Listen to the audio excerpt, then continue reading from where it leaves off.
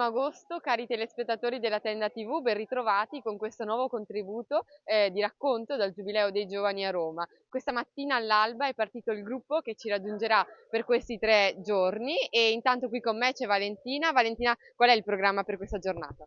Grazie Beatrice, la giornata di oggi è dedicata alla celebrazione del Sacramento della Riconciliazione, e un momento in cui i ragazzi vittoriesi sono tutti riuniti presso la parrocchia di San Gabriele dell'Addolorata e vivranno un momento insieme anche ai propri sacerdoti, appunto, di riconciliazione. E inoltre ci sarà l'opportunità di far celebrare il Sacramento anche per tutti i pellegrini al Circo Massimo. Nella chiesa di Santa Maria sopra Minerva, qui a Roma, è stato esposto per questa settimana il corpo del beato Pier Giorgio Frassati, che doveva essere canonizzato in questa domenica qui al Giubileo dei Giovani il 3 agosto, invece sarà canonizzato il 7 settembre prossimo. Allora siamo qui con Don Paolo Astolfo, assistente unitario dell'Azione Cattolica Diocesana. Don Paolo, che figura è stata il Beato Pier Giorgio per l'Azione Cattolica e quale segno può essere ancora? È un esempio di quelli che Papa Francesco avrebbe definito i santi della porta accanto, una santità a portata di tutti, soprattutto a portata dei giovani.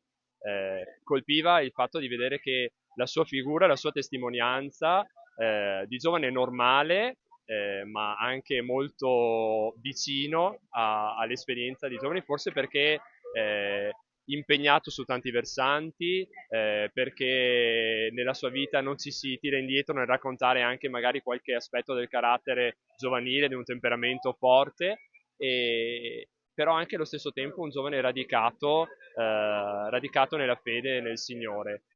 Distribuendo la comunione durante la messa, mi ha colpito molto come tante persone stessero vivendo questo momento con una particolare intensità. Ecco, aiuta anche me come prete vedere questa fede giovane, che è un segno di speranza, e penso che allo stesso tempo il Beato Pier Giorgio, il prossimo santo, possa aiutare anche questi giovani, i nostri giovani, la nostra C, tutta la C, a credere che è ancora possibile essere cristiani, che è ancora possibile essere santi. È la sfida, penso, bella che sentiamo, respiriamo un po' in questi giorni.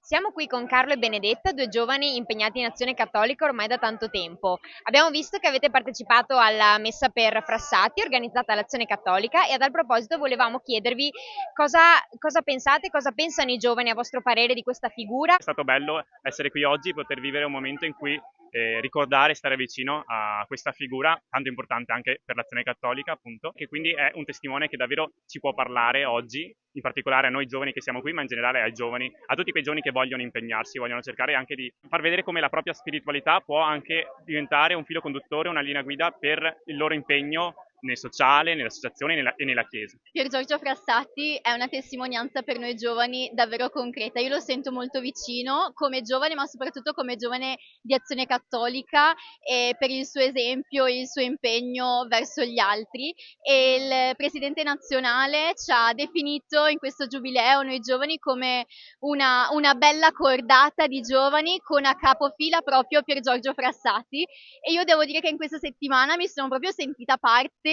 di questa cordata di giovani guidata da Pier Giorgio Frassati, che è appunto, come dicevamo, una figura, una testimonianza veramente tanto concreta per noi giovani. Sono giunti qui a Roma anche gli ultimi giovani vittoriesi per partecipare all'esperienza del Giubileo dei Giovani. In particolare abbiamo qui Sara, che ci racconterà come è andato il viaggio e cosa hanno fatto in queste prime ore qui a Roma. Ciao a tutti, allora noi siamo arrivati, siamo quelli del Mordi e Fuggi, siamo finalmente arrivati anche noi, ci siamo ricongiunti col gruppo. È stato un viaggio lungo, ma non di solo viaggio. Abbiamo fatto anche 2 momenti di preghiera durante il viaggio, 2 soste per prepararci anche all'incontro con il Signore nel Giubileo.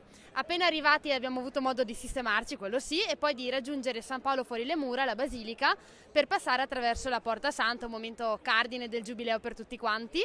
E adesso siamo un po' liberi, siamo un po' sparsi, però ecco, io sono venuta da Frassati con qualcun altro, ho visto Gloria in giro, Luca.